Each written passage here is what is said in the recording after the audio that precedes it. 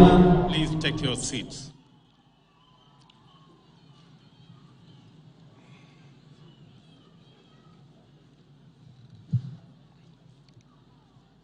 Nairobi hoye! Mashujaa hoye! Kwanza mimi nataka tuwapigie makofi wale waimbaji waliotuimbia hapa, walifanya kazi mzuri sana. We celebrate our artists, we celebrate those who have made presentation to us. It was quite a feat, and I could see a lot of science behind the presentation and the performance that they showed.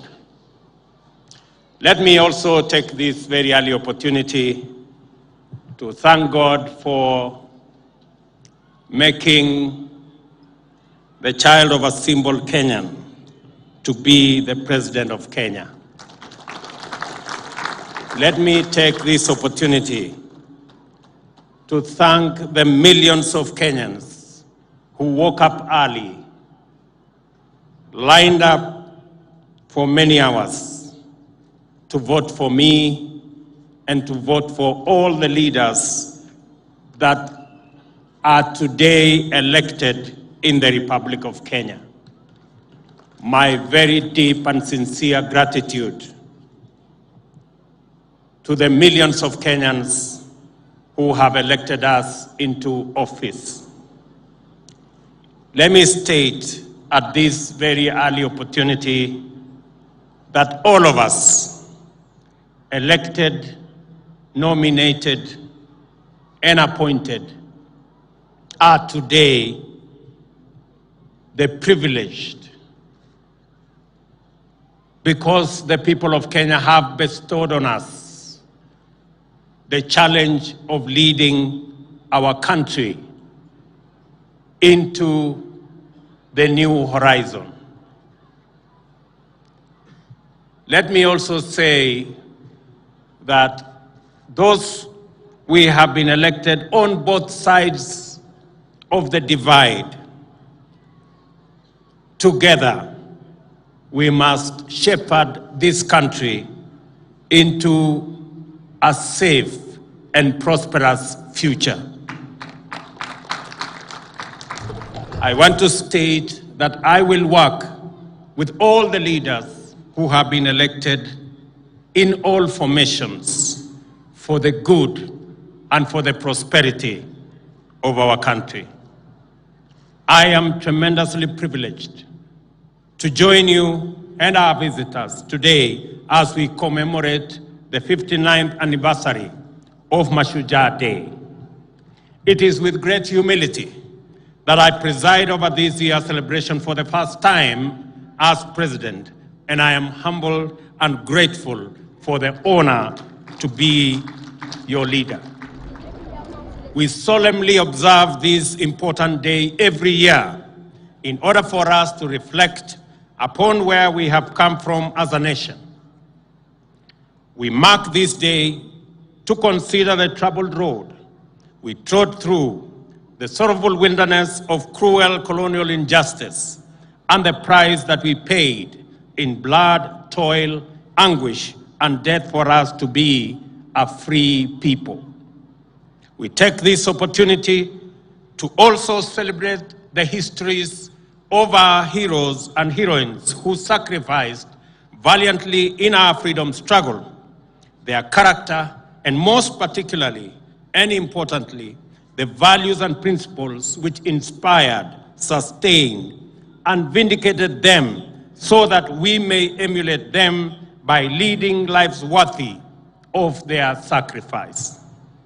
We also ask ourselves today, what must we do to transmit this noble history and ensure that future generations appreciate us, not only as worthy heirs of our illustrious ancestors, but also as skillful stewards of their heritage.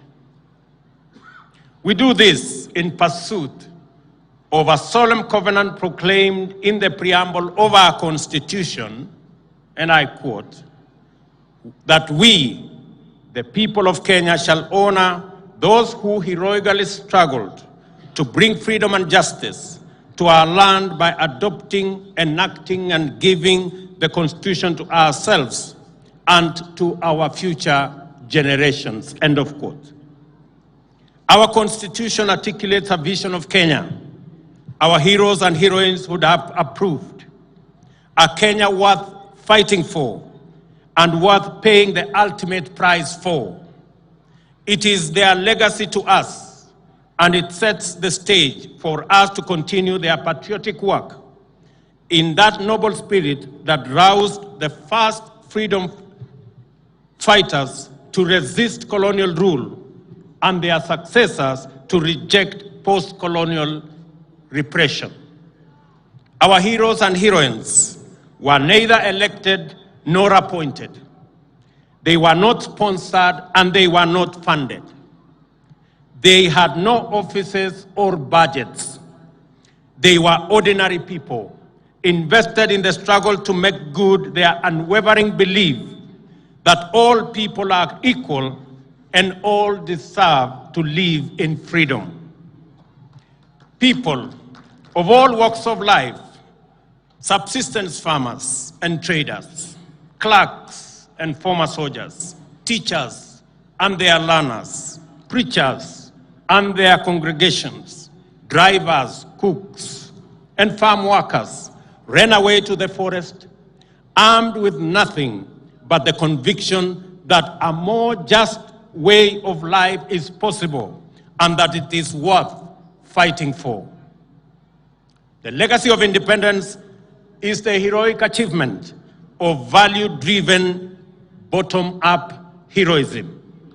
The people were distinguished by their unity and commitment to selfless endeavor, determination, patriotism, and an unyielding sense of justice. Every time we have come together, we have accomplished major feats. That is why, as a nation, we are exhausted by the national anthem, and I quote, "Let one and all arise with hearts both strong and true," end of quote. Our Constitution, the People's Sovereign Charter, is an instrument of collective memory. It proscribes tyranny, marginalization, and oppression, provides institutional means to dismantle injustice and eradicate inequality, and gives us an opportunity to expand freedom and actualize rights. It also defines human well-being to be the reason for individual and collective action, as well as objects of the totality of our national enterprise. We are united in common endeavor with those who came before us and did so much for our country. We may define ourselves as a nation proudly standing on the foundation of the Constitution, united in pursuit of the well-being of every citizen. The principal reason for promulgating our Constitution then was to inscribe the values which animated our history of accomplishments and to project them in a manner that resonates across generations. The national values and principles of governance set out in Article 10 form the soul of this dispensation. They define the parameters of patriotism, exemplary service, selfless sacrifice, and profiles us in terms of who we are and who we ought to be individually and as a nation. We can and we must employ these values as beacons for identifying people whose contribution honor the memory of our heroes and heroines and bring greatness to our nation. It is time, ladies and gentlemen, to direct our focus on the work that each one of us does to understand how we contribute to our individual well-being as well as that of our communities and our nation. It is this understanding we must take into account that individuals make up the greater national family and that Kenya's stature and splendor is always greater than the sum total of our individual efforts or community endeavors. Similarly, our national capacity determines the extent of opportunities all Kenyans have to pursue and attain their aspirations. What I'm saying is that regardless of the type and scale of your pursuit, every contribution matters. And regardless of our ways, of our walk of life, our work matters, our intentions matter, our thoughts matter, because we all matter and every hustle matters. I congratulate every citizen for their part in ensuring that the last general election was peaceful. I know of attempts at division, disunity, confusion, and even some who did everything in their power to entice and pressure our people to engage in criminal activity.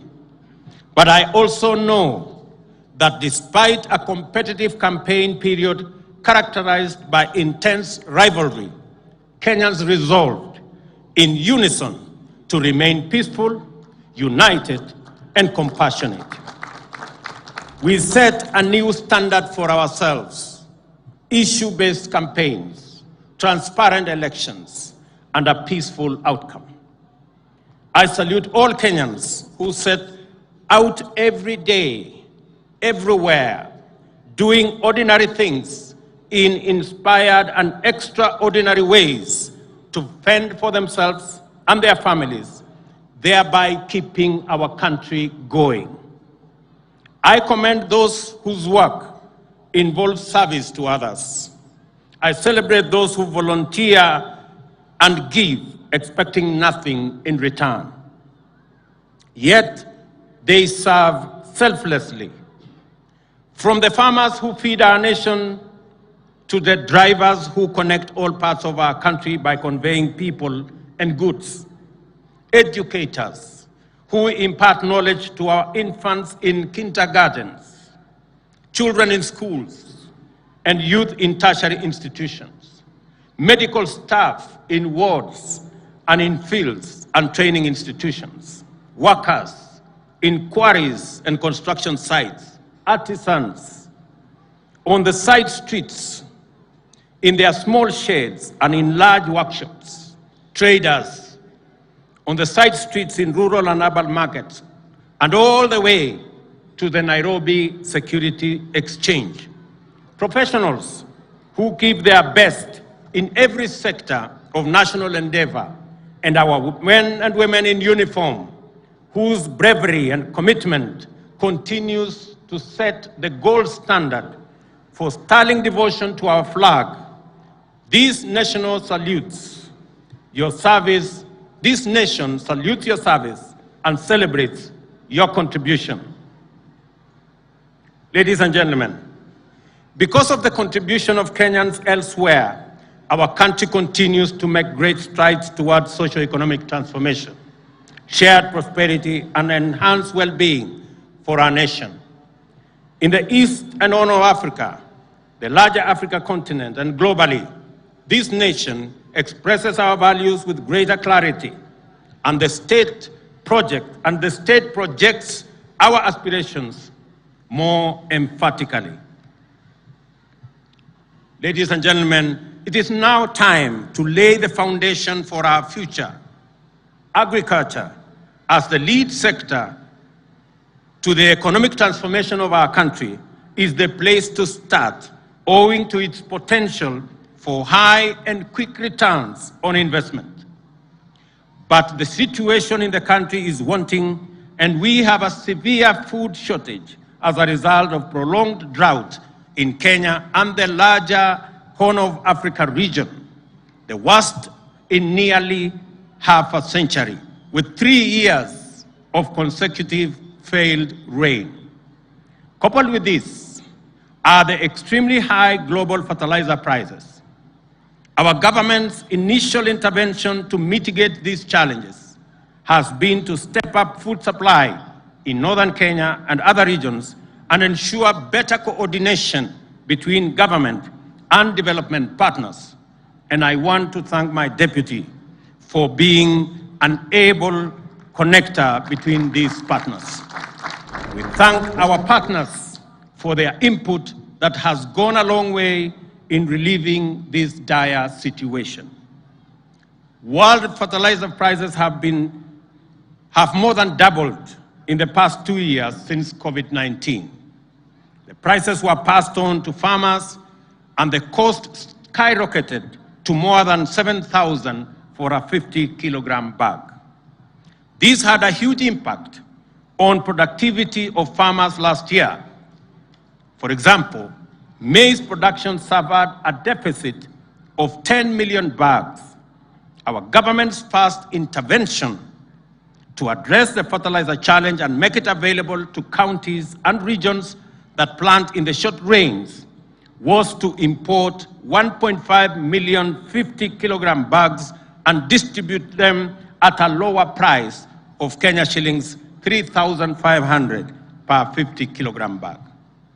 We have also made arrangements to make another 6 million bags of various types of fertilizer available for the long rain season.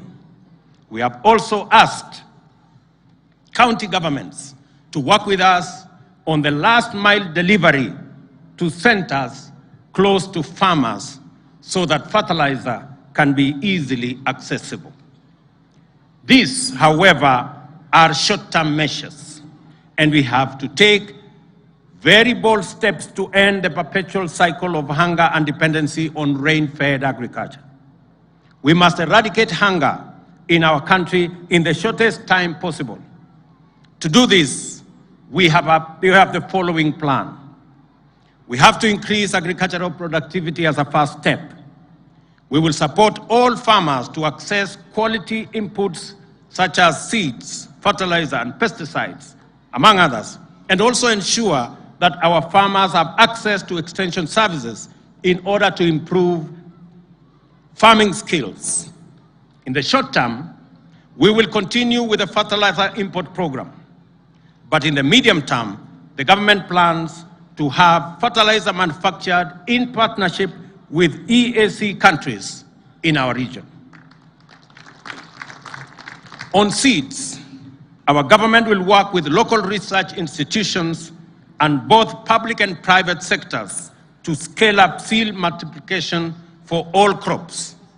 However, irrigation is the ultimate solution in guaranteeing food security in our country.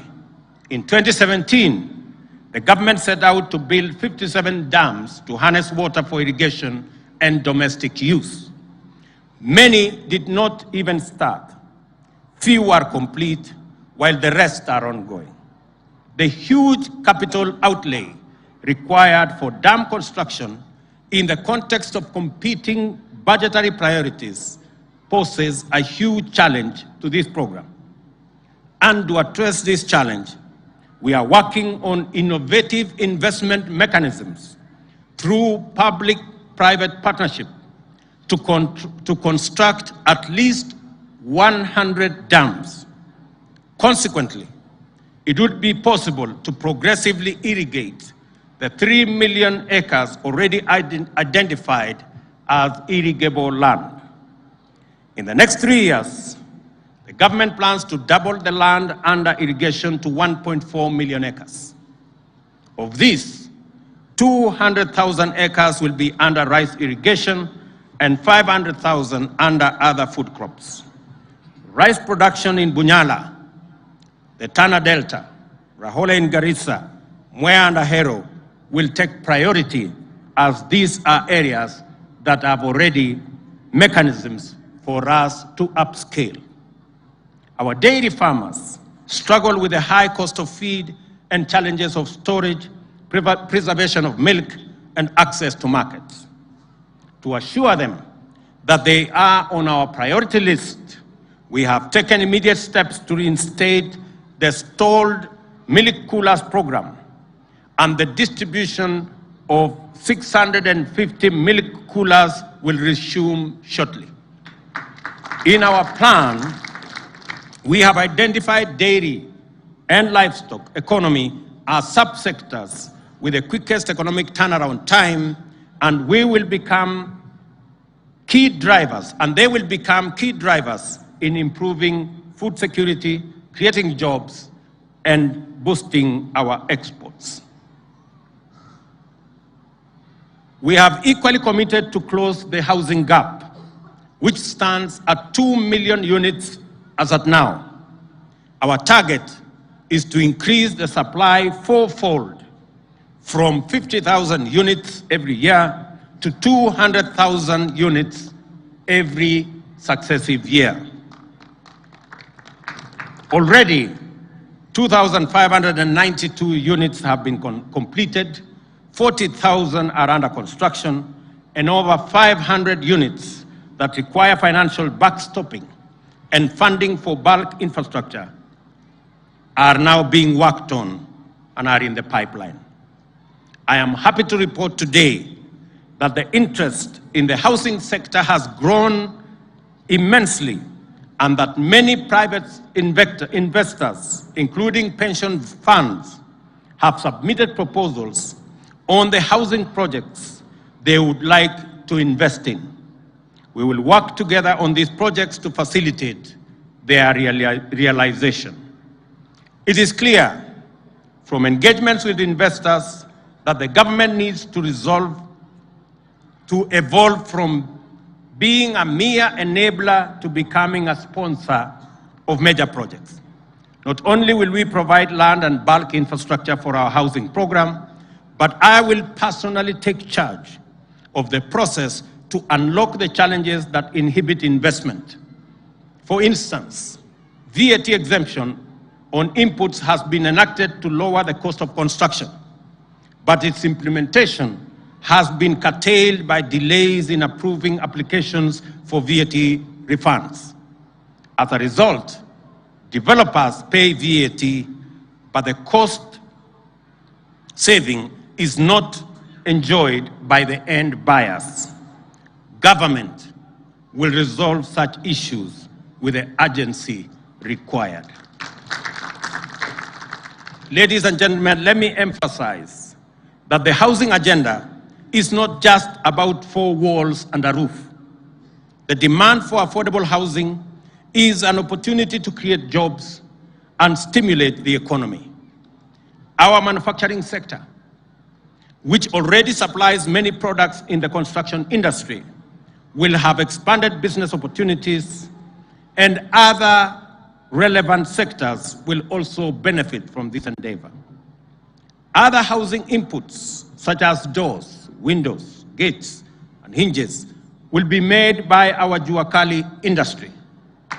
We are designing the program in a way that will upgrade and support Jua Kali by linking it to our technical and vocational institutions.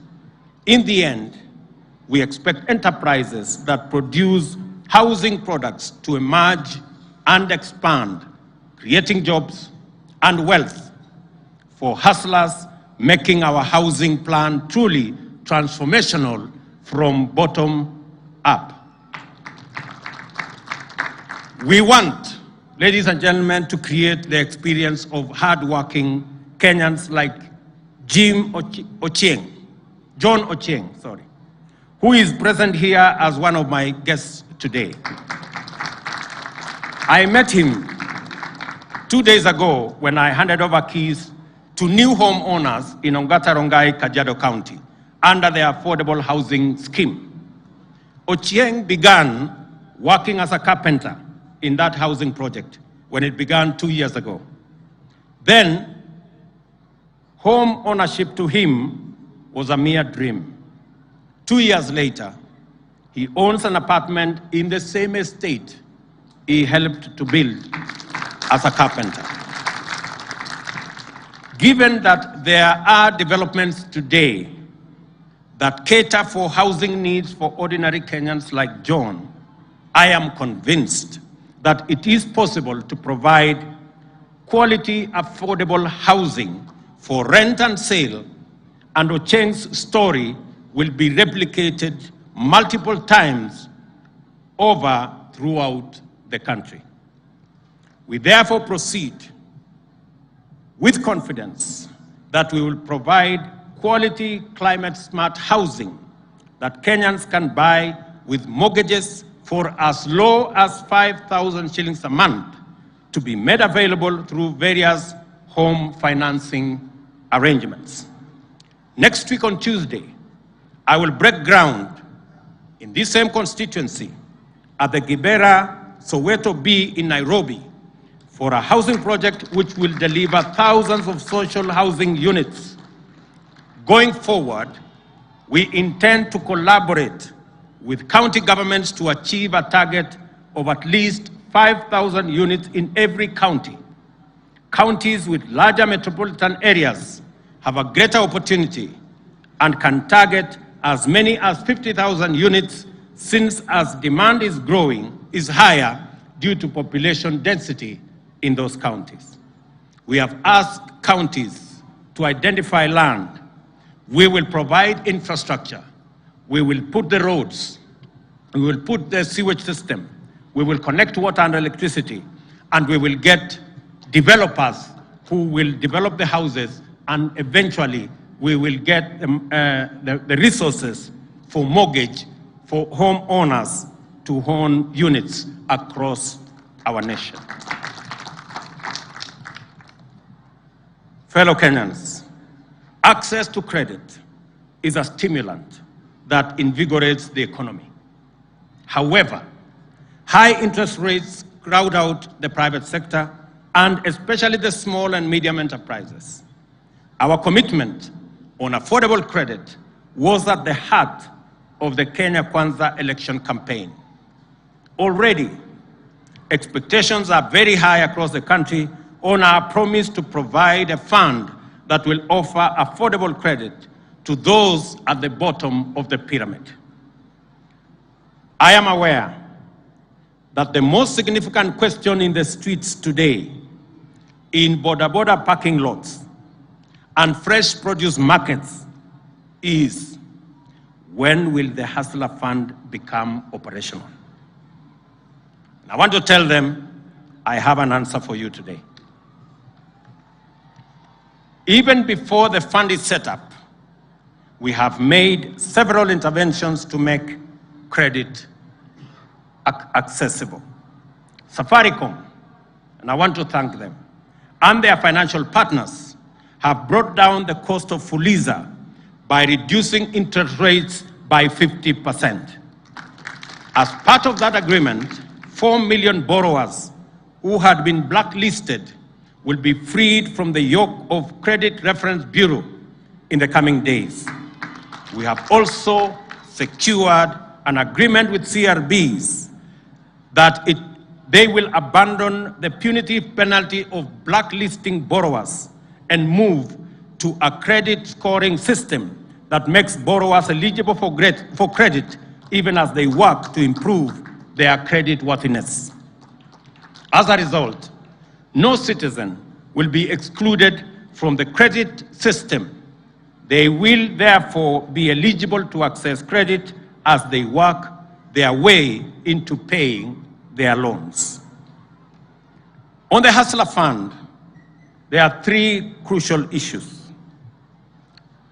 Credit products will be available under the Hustler Fund to small businesses on digital platforms at affordable rates. Affordable rates being single-digit rates to individuals through chamas, groups, circles, and cooperatives. All borrowers in this platform will not only access affordable credit, but they will also participate in short-term saving plan and long-term pension program. Every saving made by borrowers on this platform will be matched by the government of Kenya on a 2-to-1 ratio to a level to be determined by the program. And I will launch this fund credit and savings product on the 1st of December this year. Health is front and center of socio-economic development. The failure of a health system undermines prosperity. Kenyan families spend a total of 150 billion in out-of-pocket expenditure on health services a year, mobilized from various sources including Harambes, WhatsApp and M-Pesa groups, loans, sale of land and other assets to pay hospital bills for loved ones. Also, many small businesses fail when owners fall ill and cannot work, or divert money to pay medical expenses. It is no wonder, then, that it is commonly said that most families and individuals in Kenya are one illness away from poverty. 1 million Kenyans sink into poverty every year because of medical expenses. We want to lift, and we must, this punitive burden from the shoulders of Kenyans and their businesses through our universal healthcare plan. The plan is to revitalize primary healthcare by laying more emphasis on preventive and promotive strategies.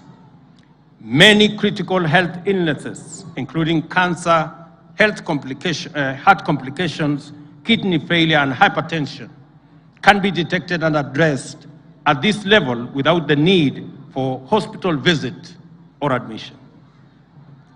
Our health reform commitment is therefore threefold. In partnership with county governments, we will mainstream community health workers and make them the foundation of our health system. Reforming the National Health Insurance Fund is a necessary imperative.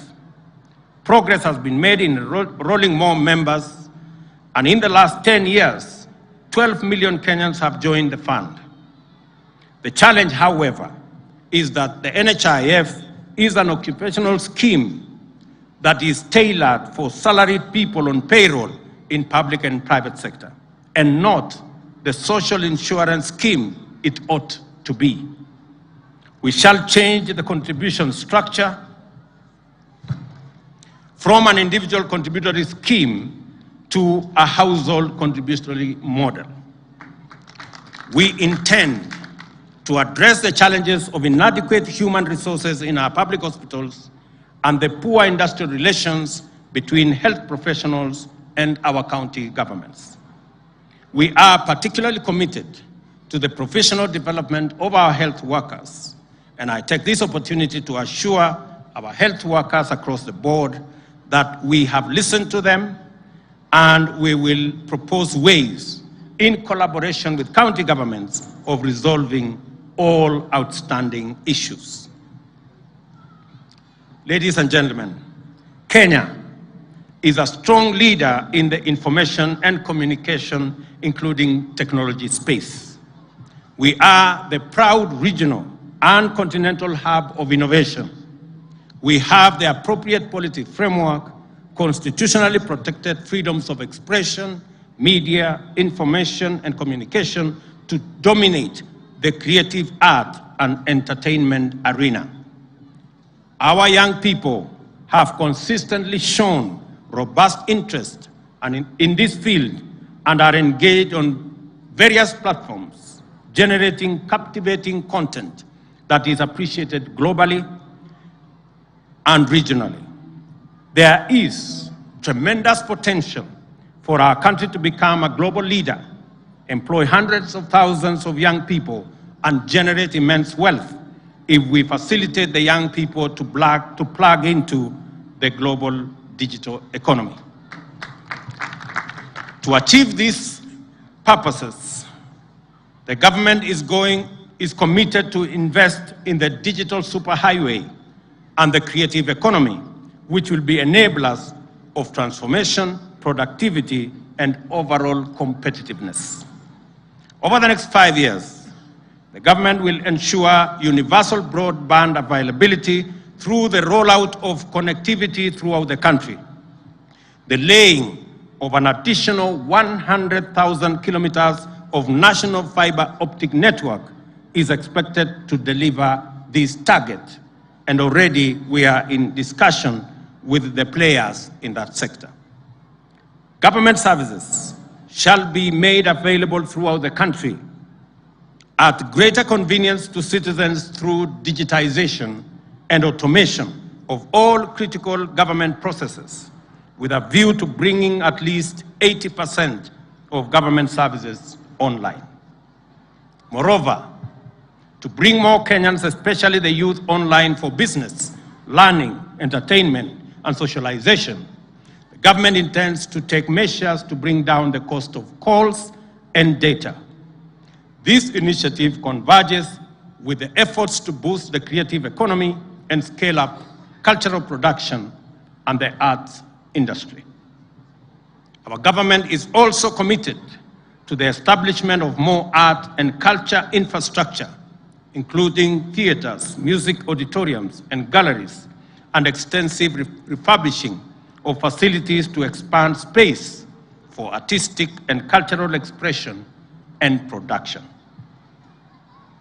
The government is also firmly committed in investing in the robust delivery of 5 pillars of our plan for socio-economic transformation. This investment is undertaken in full recognition of our national values and principles of governance, as well as broader national interests and goals. They include policy and legislative interventions, regulatory interventions, our national security, justice, law and order, and our education. Ladies and gentlemen, there are parts of this country where personal safety and security are precarious and life expectancy is low.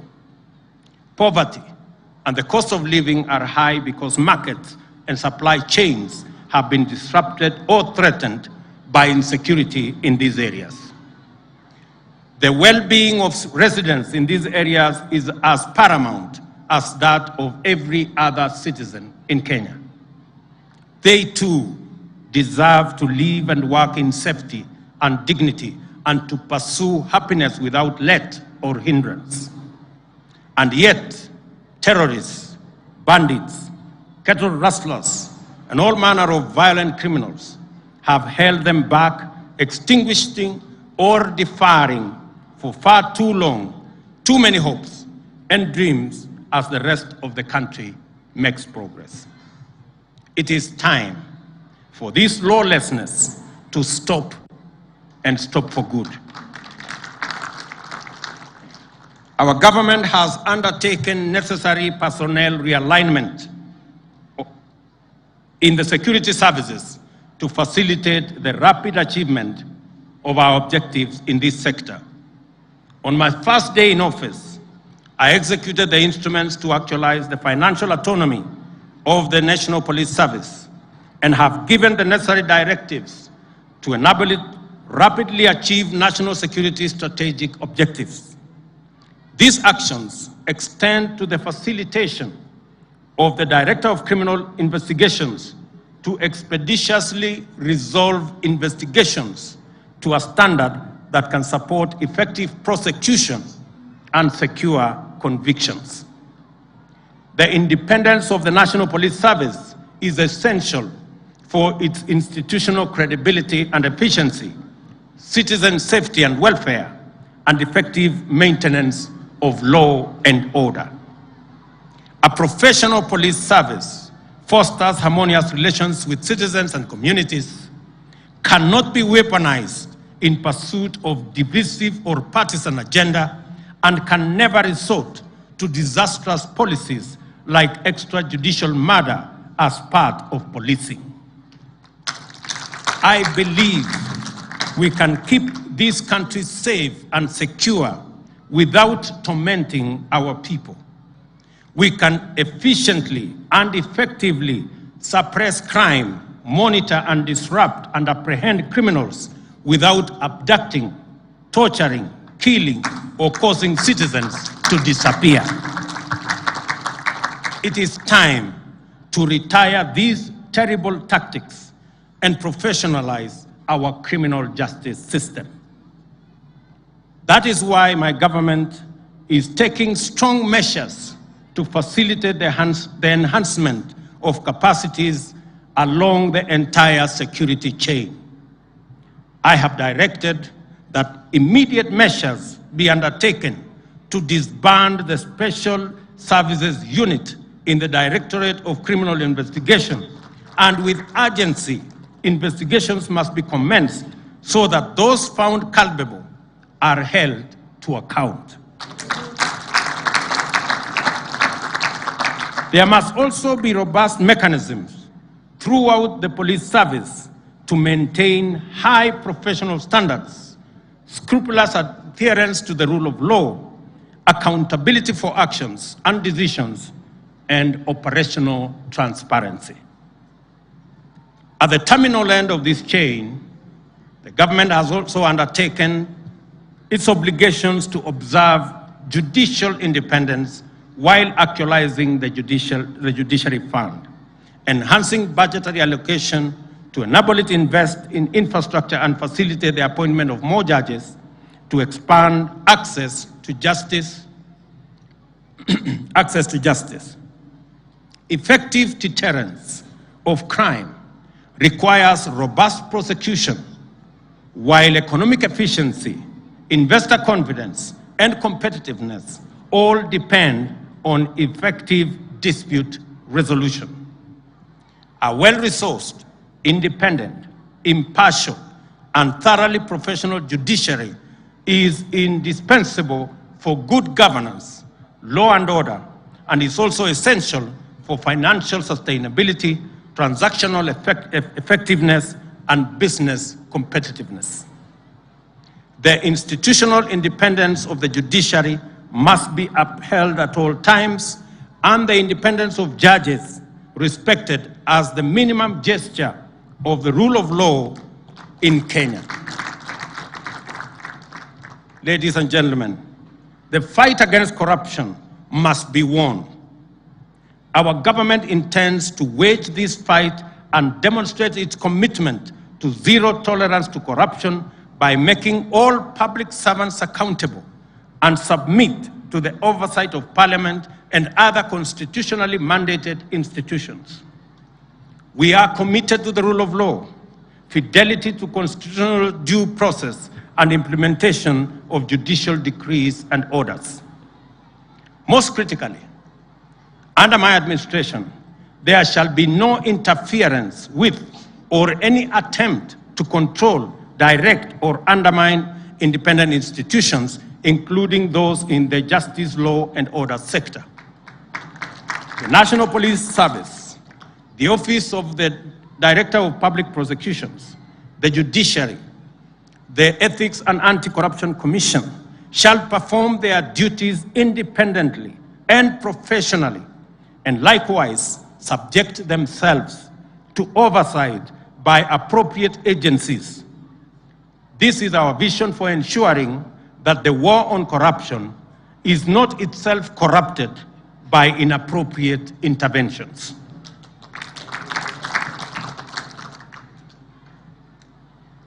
Ladies and gentlemen, our socio-economic transformation to be truly inclusive, we must empower all Kenyans, regardless of background, to effectively play their part by contributing to national building efforts and partaking of the dividends of shared prosperity. High quality and relevant education is vital in imparting the necessary skills and competencies to our learners from pre-primary to tertiary levels in order to enable citizens engage meaningfully with the world of the present and the world of the future. A week ago, we launched the Presidential Working Party on Education Reforms to review all aspects of education in Kenya. Its findings and recommendations shall inform subsequent necessary interventions to ensure that Kenya delivers the caliber of education, skills, and training needed to successfully pursue sustainable development. As we do that, ladies and gentlemen, we are equally concerned about climate change and its impact on Kenya generally and our arid and semi-arid regions in particular. We will address the effects of this phenomenon as its ravaging effects at home and abroad. Our pastoralist communities have experienced scarcity of pasture due to prolonged drought, the worst in 40 years, and 3 years of absolute rain failure. As a result, we have lost 2.5 million heads of livestock owing to this very severe drought. Rising food prices have made an already bad situation worse. Elsewhere, communities in rural and urban areas across the country are equally struggling under the weight of high food prices and shortage of water. Without a doubt, climate change is complicating our roadmap towards socio-economic transformation and achievement of sustainable development goals. As we seek short-term measures to respond to the evolving situation, I have directed that a long-term and sustainable solution to the planetary challenges be put in place.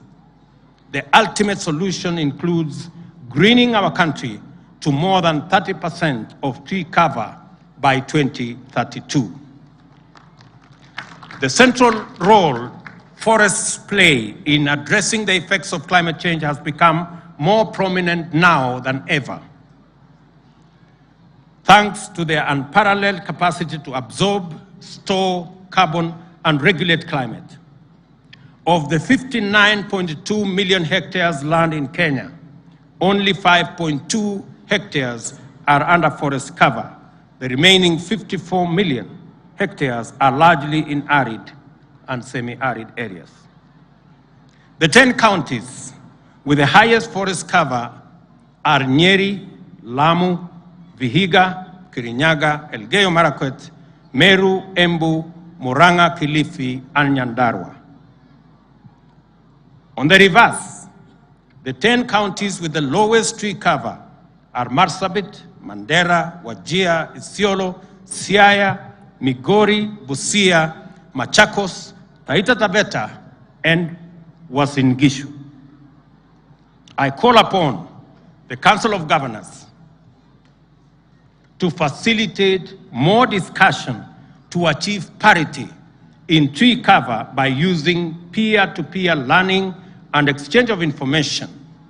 The government will champion the transformation of forestry and rangeland restoration to support the greening of Kenya so as to combat climate change. We are at the final stages of designing a special presidential forestry and rangeland restoration program. This effort is spearheaded by the Ministry of Environment and Forestry, various experts and partners in government, UN organizations, NGOs, and the academia. The objective is to grow 5 billion trees in the next 5 years and an additional 10 billion trees by 2032. This will eventually lead to the rehabilitation and restoration of 10 million hectares in our 290 constituencies, as well as some specially selected ecosystems and water towers threatened by degradation and destruction. To achieve this ambitious plan, the government will continue to support efforts by the Kenya Forestry Research Institute, KEFRI, in high-quality seed production in their 18 seed centers across the country. Agroforestry and farming of avocados, mangoes, and macadamia will also open new value chains for our export market, creating green jobs in those sectors. I therefore urge all Kenyans to support this government's call to grow at least 15 billion trees in 10 years. To achieve this target, simple calculation shows that every Kenyan needs to grow at least 300 trees. The 50 million of us, we will be able to grow 15 billion trees. And I will tell the ministry concerned, the Ministry of Environment, to issue a small certificate for every Kenyan who completes his round of 300 trees. Restoration in the presidential program will be undertaken by youth and women groups, civil society, communities, and religious organizations, leveraging on private sector and government financing. To ensure sustainable funding, Kenya is developing policies and strategies to tap into the global carbon market opportunities accessed through carbon trading.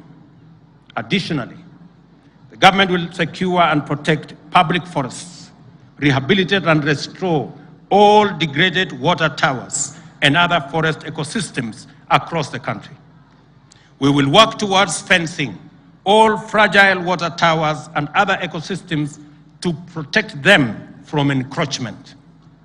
To resolve the capacity constraints at the Kenya Forest Service, I have directed the immediate recruitment of an additional 2,700 forest rangers and 600 forest officers to augment our interventions in this sector. Shortly, I will also be inaugurating the Climate Change Council that will steer Kenya's climate action through stakeholder engagement coordinated in the presidency as required by the Climate Change Act of 2016. Under the program, we will start mobilizing finance from public and private, including multilateral sources, to fund the proposed activities. This is anchored on the United Nations goals and backed by the Tree Growing and Sustainable Forest Finance Management Program, supported by UN and other international institutions. The program also responds to Kenya's commitment to help reduce global greenhouse gas emissions articulated in various multilateral environmental agreements and the United Nations Decade of Action on Ecosystem Restoration. Kenya will rally the globe towards more ambitious climate change action in next month's 27th UN Climate Change Conference at Sharm el-Sheikh in Egypt. In an increasingly interconnected world, ladies and gentlemen, our well-being depends on engagements with our neighbors, continental fraternity, and international partnerships. In all these areas, Kenya has continued to be a dependable ally, faithful friend, and effective partner, ever committed to a win-win bilateral as well as multilateral outcomes that achieve mutual gain for the benefit of humanity. In the East African community, the rigid territorial borders are firmly on their way out as we move towards full integration. Non-tariff barriers have come down and trade volumes are soaring. The community is becoming even more tightly connected with infrastructure systems crisscrossing the member countries. The possibility of an East African federation is no longer a wild imagination or an idle dream. It is no longer a matter of if, it is a matter of when. In recent days, I have been to our sister countries in East Africa to take care of mutually beneficial regional business. In Ethiopia, we launched Safaricom Ethiopia Telecom's money business, which expanded Safaricom and M-Pesa regionally, and their footprint dispersing ICT innovation and deepening the revenue base of our company. Simultaneously, Safaricom becomes the largest foreign investor in Ethiopia and Kenya's biggest foreign investor abroad ever. The East African community has become a close-knit neighborhood, and everyone's well-being has become everybody's business. With this unity and integration, we will achieve much in our lifetime, and with these bonds of solidarity and fraternity, we shall establish an oasis of hope and infinite possibility that will be irresistible to the rest of the world.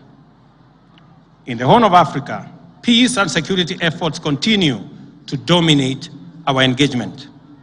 They are important components of a broader strategy to recover stability in what has become a truly rough neighborhood.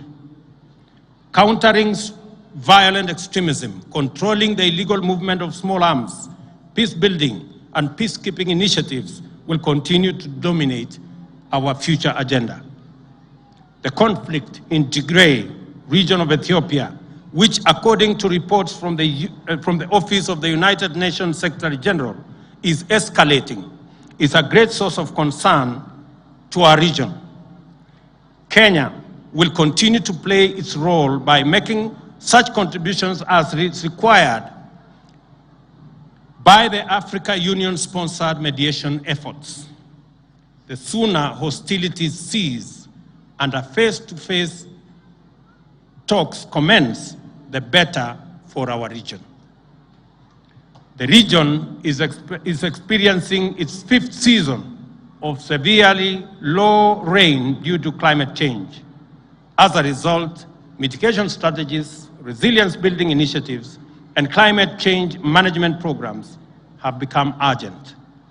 The pressure on the capacity of regional states has never been greater.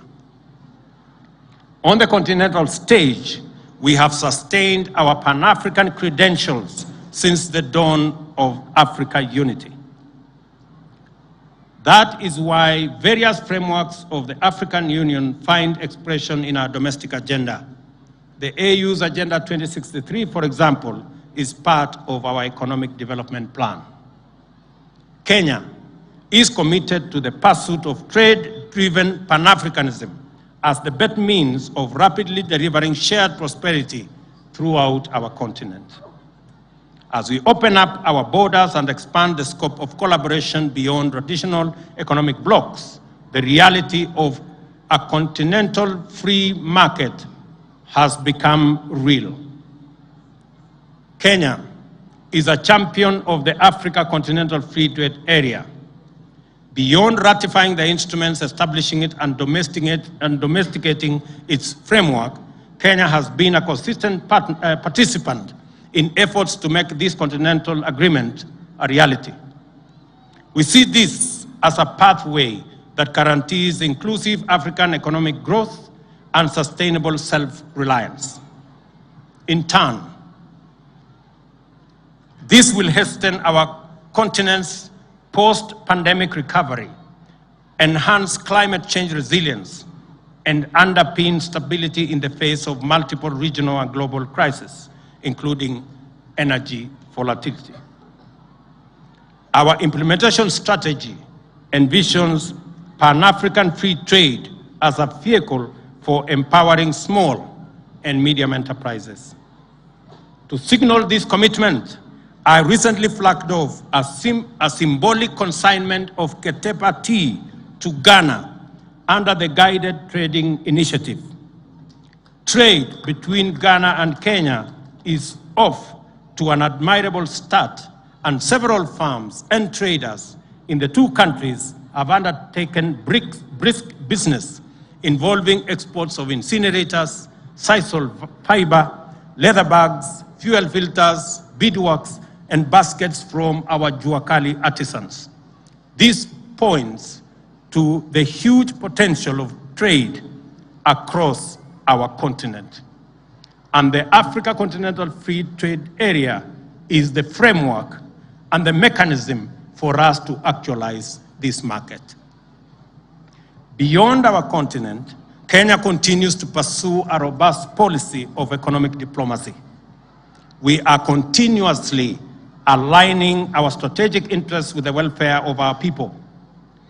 Therefore, we are focused on finding opportunities for our people and deeper trade relations around the globe. We are receiving encouraging returns on our efforts. This week, our international port of Lamu scored a shining first with the export of livestock from northern Kenya to the Sultanate of Oman. This signals the opening up of tremendous opportunities for the pastoralists in our rangeland communities who deserve relief from the devastating losses of the ravaging drought. We also remain devoted to our strategic engagements with key development partners like the United States, which is now Kenya's premier trading partner, as well as the United Kingdom, which for a long time has held that position, the European Union, Middle Eastern nations, the Far East, including China and Japan, and indeed many other players in the world. Kenya's diplomacy is deliberately shifting into emerging opportunities. We are prepared to exploit the potential of the blue economy and the fast evolving digital universe to position our young generation as competitive global players. Kenya's commitment to multilateralism is a fundamental plank of our diplomatic strategy and foreign policy. This has defined our international outlook since the advent of self-government and full sovereignty. We have hosted several multilateral institutions and aspire to receive more. Kenya has participated in many multilateral undertakings, including humanitarian missions, international peacekeeping, and pandemic responses. We join other nations of the Global South to advocate the democratization of global governance and to invest the multilateral system with higher moral imagination. We believe that global governance must reflect the values it claims to advance and protect. To effectively drive our diplomacy and international engagement, Kenya has unified and clarified its policy in our Vision 2030 and our government's 5-pillar plan to socio-economic transformation, the 5th East African Community Development Strategy, AU Agenda 2063, and the UN Sustainable Development Goals. The purpose of this alignment is to ensure that we forge a path for the achievement of our objectives of enhancing the well-being of ourselves and humanity. We have warned the international community about the global fertilizer shortage and the risk it poses to global food security. Whether we are speaking at the United Nations Environmental Programme in Nairobi or the UN Oceans Conference in Lisbon, our commitment to enhancing climate change responses is strong and vocal. Kenya advocates post-pandemic solidarity on a global scale to avert economic crisis in the wake of COVID-19 by mobilizing international partnerships and cooperation for recovery and resilience. This extends to the need to ease the debt burden of economically vulnerable developing countries and to afford them liquidity and fiscal space to manage shocks, enhance social investments, invest in climate change adaptation and mitigation, and address security needs and finance development. As an anchor state in the East Africa and the Horn, Kenya has sustained its robust efforts to achieve lasting peace and security. We have also used the opportunity to serve at the UN Security Council to give priority to regional peace, counter terrorism and violent extremism, support peace operations, and to further the climate change and security agenda. We consider these contributions to be critical in building a safe and peaceful world that is safe and conducive for human flourishing. Government efforts to affirm and project Kenya's stature globally has always been complemented by the contribution of Kenyan citizens who live and work in various parts of the world.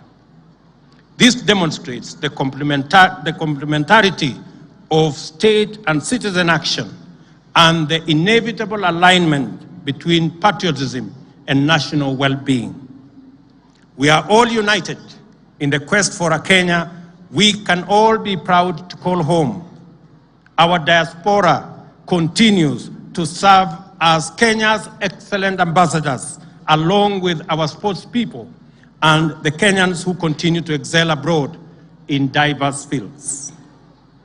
You make us proud, and in so doing, demonstrate the true spirit of Ushujaa. Kenya is a good neighbor, true friend, loyal ally, dependable partner, and hardworking member of the international community. We live up to its strong value system, fluently articulating the ideas of compassion, solidarity, justice, freedom, and sovereignty. As a nation, we project and amplify values and principles familiar to each one of us and which form the heart of our constitutional system. Greater fidelity to the Constitution and better compliance with its mandates and principles will only make us better citizens and worthy compatriots. It will make Kenya a stronger nation too. We therefore have a duty to respect, uphold, and defend the Constitution. The nation-building enterprise enlists citizens to recognize their stake in making and keeping Kenya great. Patriotism is a bottom-up affair. We are called upon to stand firmly on our values and strengths, and also strengthen our resolve to wage war on poverty and inequality by pursuing inclusive growth. Our aim is to remove all obstacles and bring down every barrier to progress. By celebrating our values, we honor our heroes, and every act of nation building is an expression of these values and a most appropriate remembrance of those who began our journey towards sovereignty, freedom, and happiness. This is a time for action. The opportunity to contribute to this historic project are limitless.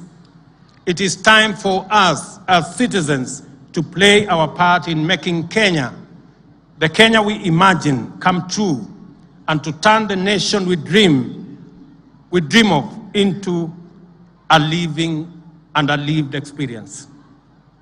This moment calls for the exercise of all our abilities, talents, gifts, skills, and strengths in pursuit of national as well as personal self-actualization. It demands that we demonstrate the patriotism of a new age and express the timeless values which unite us with our heroes and heroines. We are endowed with far greater capacity today than ever in our history to pursue and accomplish major feats. Our predecessors, with far modest means, nevertheless scored monumental triumphs. There is absolutely no ceiling to our dreams, no limit to our determination, and no barrier to our collective power. Nothing stops us from becoming what we wish to be, and nothing can stand in the way of our resolve to drive Kenya to its destiny of glory and abundance. I stand here, therefore, on this sacred ground, where we first raised our proud flag at the dawn of freedom, where we made a covenant to honor their glorious triumph and fine example by embracing their values and serving our nation, to rally every Kenyan to rise up. This is our moment to get up, work hard, take our chance, chase our dreams, knock on doors, and explore possibilities, because the horizon of our destiny is wrapped in the splendor of our vision, and before us lies potential of a magnitude never before imagined. It is all ours for the taking, and I know we are ready, for it is our time. Ladies and gentlemen, happy Mashujaa. May our heroes continue to inspire us, and may our national values ever remain the true north of our moral compass. God bless you, and God bless our great country, Kenya. Asanteni sana.